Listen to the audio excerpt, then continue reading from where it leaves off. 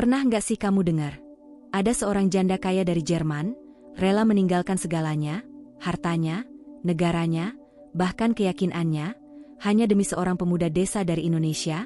Ini bukan drama, ini kisah nyata yang bikin hati kita terenyuh. Assalamualaikum warahmatullahi wabarakatuh.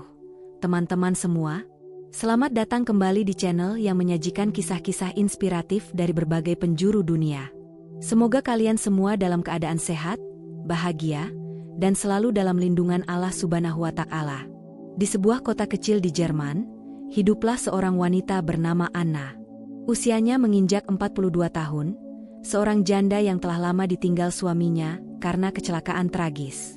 Setelah kepergian suaminya, Anna merasa hidupnya kehilangan arah. Meskipun memiliki segalanya, rumah mewah, mobil sport, dan pekerjaan yang mapan sebagai direktur pemasaran di sebuah perusahaan besar, hatinya tetap kosong. Suatu hari, saat sedang duduk di balkon rumahnya yang menghadap ke taman luas, Anna merenung. Ia menyadari bahwa meskipun dikelilingi oleh kemewahan, ia merasa kesepian dan tidak bahagia. Ia merindukan sesuatu yang lebih dalam hidupnya, sesuatu yang tidak bisa dibeli dengan uang. Perasaan hampa itu semakin mengganggunya, membuatnya bertanya-tanya tentang tujuan hidupnya. Keputusan untuk mencari makna hidup membawanya pada sebuah perjalanan spiritual. Anna mulai membaca buku-buku tentang berbagai agama dan filosofi hidup. Ia mencoba menemukan kedamaian batin melalui meditasi dan yoga. Namun, meskipun ia merasa sedikit lebih tenang, hatinya masih merasa kosong. Suatu malam, saat sedang browsing di internet, Anna menemukan sebuah artikel tentang Islam dan kehidupan Muslim di Indonesia. Artikel itu menceritakan tentang kehidupan sederhana seorang pemuda desa di Jawa Timur yang hidup bahagia, meskipun tidak memiliki banyak harta. Cerita itu menyentuh hatinya. Ia merasa ada sesuatu yang berbeda dalam cara pandang hidup mereka, sesuatu yang membuat hidup mereka penuh makna. Penasaran, Anna mulai mencari lebih banyak informasi tentang Islam dan kehidupan Muslim di Indonesia. Ia bergabung dengan forum-forum online, mengikuti akun-akun media sosial yang membahas tentang Islam, dan mulai berinteraksi dengan orang-orang dari Indonesia. Dari sana, ia bertemu dengan Rudy, seorang pemuda desa yang sederhana namun penuh semangat. Rudy adalah seorang petani muda yang tinggal di sebuah desa kecil di Jawa Timur. Meskipun hidup dalam keterbatasan, ia selalu tersenyum dan berbagi kebahagiaan dengan orang di sekitarnya. Ia aktif dalam kegiatan sosial di desanya, dan selalu berusaha membantu sesama. Rudy memperkenalkan Anna pada nilai-nilai Islam yang mengajarkan tentang kasih sayang, kesederhanaan, dan berbagi. Melalui percakapan-percakapan mereka, Anna mulai merasakan kedamaian yang belum pernah ia rasakan sebelumnya. Ia merasa bahwa hidupnya mulai menemukan arah. Rudy tidak hanya mengajarkan tentang Islam, tetapi juga tentang bagaimana menjalani hidup dengan penuh makna dan kebahagiaan. Suatu hari, Rudy mengundang Anna untuk mengunjungi desanya. Anna merasa ragu, tetapi rasa penasarannya mengalahkan segalanya. Ia memutuskan untuk melakukan perjalanan ke Indonesia. Setibanya di desa tersebut, Anna disambut dengan hangat oleh Rudy dan keluarganya. Mereka tinggal di sebuah rumah sederhana yang dikelilingi oleh sawah hijau. Anna merasa terkesan dengan kesederhanaan dan keharmonisan hidup mereka. Selama berada di desa, Anna banyak belajar tentang kehidupan Muslim di Indonesia. Ia ikut serta dalam kegiatan keagamaan, seperti sholat berjamaah dan pengajian. Ia juga membantu Rudy dalam kegiatan pertanian, dan berbagi cerita dengan ibu-ibu di desa. Pengalaman-pengalaman tersebut membuka matanya tentang arti kebahagiaan yang sejati. Suatu malam, setelah mengikuti pengajian bersama warga desa, Anna duduk bersama Rudy di teras rumah. Ia merenung dan berkata, "Rudy, aku merasa hidupku telah berubah sejak aku bertemu denganmu. Aku merasa menemukan kedamaian yang aku cari selama ini." Rudy tersenyum dan menjawab, "Itulah keindahan Islam, Anna. Islam mengajarkan kita untuk hidup dengan penuh kasih sayang dan berbagi kebahagiaan." Malam itu, Anna memutuskan untuk memeluk Islam. Ia mengucapkan syahadat dengan penuh keyakinan dan menerima Islam sebagai jalan hidupnya. Keputusan itu bukan hanya karena Rudy, tetapi juga karena ia merasa bahwa Islam memberikan makna yang selama ini ia cari. Kehidupan Anna berubah total setelah ia menjadi muslimah. Ia memutuskan untuk tinggal di desa bersama Rudy dan keluarganya. Ia meninggalkan kehidupannya yang mewah di Jerman dan memilih hidup sederhana di desa. Meskipun awalnya sulit, Anna merasa bahagia karena ia hidup sesuai dengan nilai-nilai yang ia yakini. Anna dan Rudi menikah dalam sebuah upacara sederhana yang penuh kebahagiaan. Mereka membangun keluarga kecil yang penuh cinta dan kasih sayang. Anna merasa bahwa ia telah menemukan rumah sejatinya, bukan di Jerman, tetapi di desa kecil di Jawa Timur bersama orang-orang yang ia cintai. Rudi adalah sosok yang sederhana. Tinggal di desa kecil di Jawa Timur, kehidupannya jauh dari kata mewah. Ia tinggal bersama kedua orang tuanya di rumah kayu yang berdiri di pinggir sawah.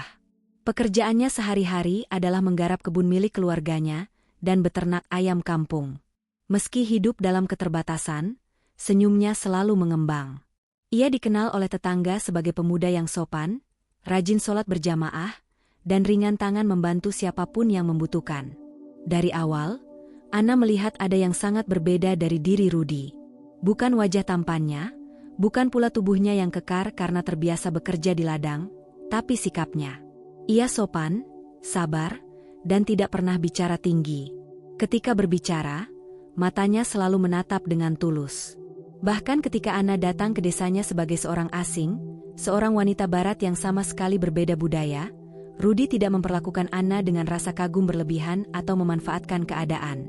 Ia tetap menjadi dirinya sendiri, seorang pemuda desa yang rendah hati dan memuliakan tamu. Setiap hari Anna mengamati cara Rudi menjalani hidup. Bagaimana ia bangun sebelum subuh, berwudu dengan air dingin dari sumur, lalu berangkat ke masjid kecil bersama ayahnya. Bagaimana setelah itu ia membantu ibunya menanak nasi, memberi makan ayam, lalu berangkat ke kebun sambil membawa cangkul dan termos air. Semua dilakukan dengan sabar dan tanpa keluhan. Satu hal yang membuat Anna terpana, Rudi tidak pernah lupa bersyukur, meskipun hidupnya tampak berat. Anna yang terbiasa dengan ritme kehidupan kota, awalnya cukup terkejut melihat kehidupan di desa. Tidak ada air panas, tidak ada AC, bahkan sinyal internet pun hanya muncul di titik-titik tertentu. Tapi entah kenapa, ia justru merasa nyaman. Hatinya tenang, pikirannya lebih jernih, dan senyumnya pun lebih sering muncul. Ia mulai menikmati setiap pagi yang disambut dengan kicau burung, setiap malam yang dihiasi suara jangkrik dan gemericik air di sungai kecil dekat rumah Rudi. Hubungan Anna dan Rudi pun berkembang secara alami. Tidak ada kata-kata manis yang berlebihan, tidak ada rayuan seperti dalam film romantis. Tapi perhatian kecil dari Rudi, seperti membuatkan teh hangat setiap pagi, menunjukkan jalan setapak terbaik menuju sawah, atau sekadar bertanya apakah Anna tidur nyenyak, membuat hati Anna semakin lembut. Ia merasa diperhatikan tanpa diminta, dihargai tanpa harus menunjukkan siapa dirinya. Dalam hati kecilnya, Anna mulai merasakan sesuatu yang tak pernah ia duga. Ia jatuh cinta. Tapi bukan hanya cinta dalam artian hubungan antara pria dan wanita, melainkan cinta terhadap cara hidup, nilai-nilai, dan keimanan yang ada dalam diri Rudi. Ia terpesona pada Islam, bukan karena doktrin atau ceramah, tapi karena ia melihat Islam yang hidup dan nyata melalui tindakan sehari-hari Rudi. Bagaimana ia selalu berkata jujur, menghormati orang tua, menjaga pandangan, dan tidak rakus terhadap harta.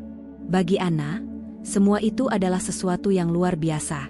Namun di sisi lain, perasaan itu datang bersama dengan pergolakan batin yang berat. Anna sadar bahwa ia berasal dari budaya yang sangat berbeda. Ia lahir di negara yang cenderung sekuler, dibesarkan dalam lingkungan Kristen, dan telah lama hidup dengan nilai-nilai Barat. Menjadi bagian dari kehidupan Rudi berarti membuka lembaran baru yang benar-benar berbeda. Ia mulai bertanya-tanya, apakah ia benar-benar cocok hidup seperti ini? Apakah ia siap meninggalkan semua kenyamanan yang dulu ia miliki? Semakin hari, pertanyaan-pertanyaan itu semakin sering muncul. Bahkan beberapa malam, Anna terbangun dengan hati yang gelisah. Ia tidak tahu mengapa, tapi ada suara kecil di dalam dirinya yang terus berkata, "Kamu tidak bisa kembali ke hidupmu yang dulu." Ia mulai menutup matanya di malam hari, sambil mencoba berdoa dengan cara yang ia lihat dilakukan Rudi. Meski belum tahu doa apa yang harus diucapkan, ia hanya berkata dalam hati, "Tuhan, kalau ini jalan yang benar, tuntun aku." Rudi, meskipun tidak pernah menyatakan cinta secara langsung, bisa merasakan bahwa Anna sedang dalam pencarian. Ia tidak mendesak, tidak memaksakan, hanya menemani dengan sabar. Ia kadang memberikan buku-buku ringan tentang Islam, menjelaskan arti dari beberapa ayat Al-Quran yang berbicara tentang cinta, kasih sayang, dan makna kehidupan. Bukan dengan cara menggurui, tapi lewat diskusi yang penuh kehangatan. Anna merasa dihargai dan ditemani dalam perjalanannya mencari kebenaran. Di suatu sore yang tenang, saat langit berwarna oranye keemasan dan suara adzan maghrib berkumandang dari masjid desa, Anna berdiri di depan rumah kayu Rudi. Matanya menatap langit, hatinya bergetar. Apakah ini saatnya aku membuat keputusan besar? Pikirnya. Ia tidak lagi meragukan perasaannya terhadap Rudi. Tapi yang lebih besar dari itu adalah keyakinannya bahwa ia telah menemukan sesuatu yang ia cari selama bertahun-tahun. Ketenangan jiwa yang tak tergantikan. Malam itu, ia mendatangi Rudi dan berkata, "Rudi, aku ingin tahu lebih banyak tentang Islam. Aku ingin belajar, bukan karena kamu, tapi karena aku merasakan sesuatu yang belum pernah aku rasakan seumur hidupku." Rudi tersenyum haru dan menjawab pelan, "Insya Allah, Anna.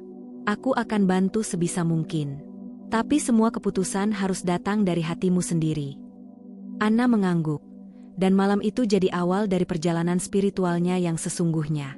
Mulailah hari-hari di mana Anna belajar wudhu, belajar membaca Al-Fatihah, belajar arti dari sholat 5 waktu.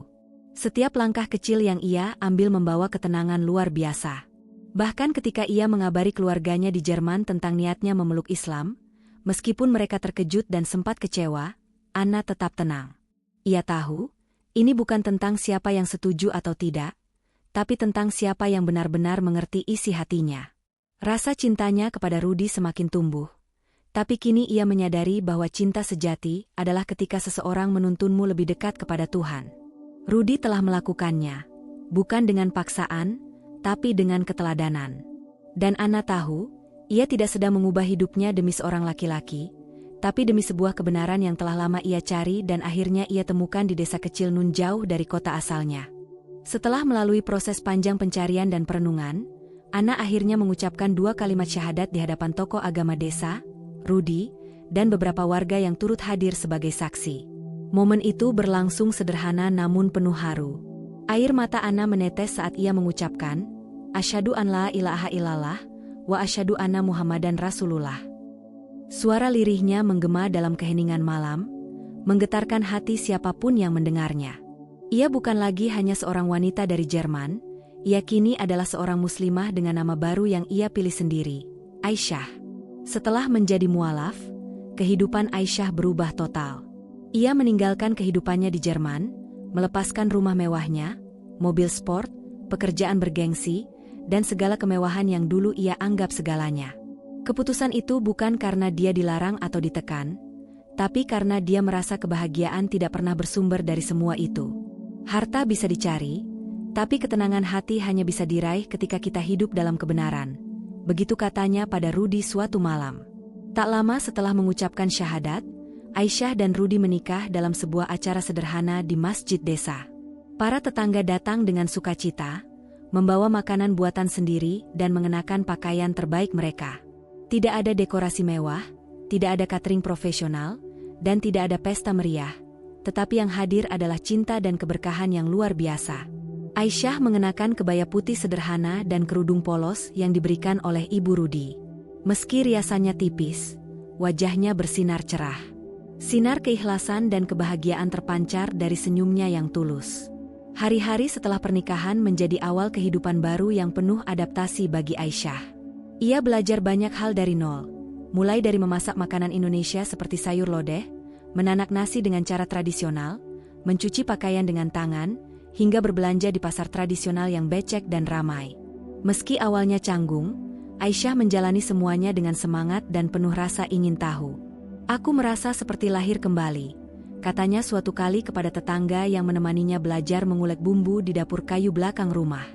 Rudi, sebagai suami, tidak pernah menuntut Aisyah untuk berubah seketika. Ia selalu sabar membimbing, menjelaskan, dan memberi ruang bagi Aisyah untuk belajar. Ia tahu, perubahan besar ini bukan hal yang mudah. Tapi melihat semangat istrinya, Rudi semakin yakin bahwa hidayah benar-benar datang dari Allah. Ia bersyukur setiap hari karena Allah mempertemukannya dengan wanita yang bukan hanya menjadi pasangan hidup, tapi juga teman seperjalanan menuju akhirat. Meski hidup dalam kesederhanaan, rumah tangga mereka dipenuhi canda, doa, dan kerjasama. Mereka saling membantu dalam pekerjaan rumah, saling mengingatkan dalam ibadah, dan saling menguatkan ketika salah satu merasa lelah. Tidak ada ego, tidak ada dominasi. Yang ada hanyalah komitmen untuk saling mencintai karena Allah. Setiap pagi, mereka sholat subuh berjamaah. Setelah itu, Aisyah menyiapkan sarapan sederhana. Kadang hanya nasi dengan telur dadar dan sambal terasi, tapi disantap dengan penuh syukur dan tawa ringan. Masyarakat desa pun lambat laun menerima Aisyah dengan tangan terbuka. Awalnya memang ada rasa canggung, terutama karena perbedaan budaya dan bahasa. Tapi keramahan Aisyah, keinginannya untuk belajar bahasa Jawa, dan kerendahan hatinya membuat semua orang merasa nyaman. Ia sering ikut pengajian ibu-ibu, membawa buku catatan dan mencatat setiap istilah baru yang ia dengar. Anak-anak kecil di desa senang bermain dengannya karena Aisyah suka bercerita tentang salju dan kastil di Jerman, hal yang hanya mereka lihat di TV. Tidak butuh waktu lama sampai Aisyah menjadi bagian dari denyut nadi desa itu. Ia bahkan mulai aktif mengajar anak-anak mengaji dan bahasa Inggris di sore hari. Ia membuka kelas kecil di bawah pohon mangga, menggunakan papan tulis sederhana dan tikar. Saya ingin berbagi apa yang saya punya, karena di sini saya sudah menerima begitu banyak kebaikan, katanya dengan mata berkaca-kaca. Namun tentu, tidak semua berjalan mulus. Ada hari-hari ketika Aisyah rindu keluarganya di Jerman. Ia sesekali menangis di malam hari karena merindukan ibunya, makanan Eropa, atau bahkan udara dingin negaranya. Tapi di saat-saat seperti itu, Rudy selalu ada. Ia duduk di samping istrinya, menggenggam tangannya, dan berkata, "Insya Allah, semua yang kita jalani ini akan berbuah manis. Dunia ini hanya sementara. Surga itu abadi." Dan benar saja, setiap kali Aisyah merasa goyah, ia kembali mengingat niat awalnya. Ia tidak datang ke desa itu untuk mengejar materi, tapi untuk mencari ketenangan dan jalan hidup yang benar. Setiap air mata yang jatuh justru makin menguatkan keimanannya. Ia sadar bahwa ujian adalah bagian dari proses. Ia tahu bahwa mencintai karena Allah bukan berarti tanpa luka. Tapi luka itu justru yang membuat cinta mereka semakin dalam. Kehidupan mereka kini berjalan seperti air yang mengalir. Tidak deras, tapi pasti.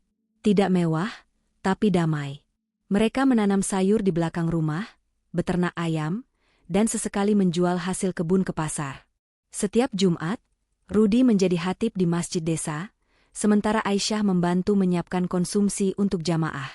Mereka hidup dari hasil kerja keras mereka sendiri, tanpa hutang, tanpa ketergantungan, tanpa keluhan.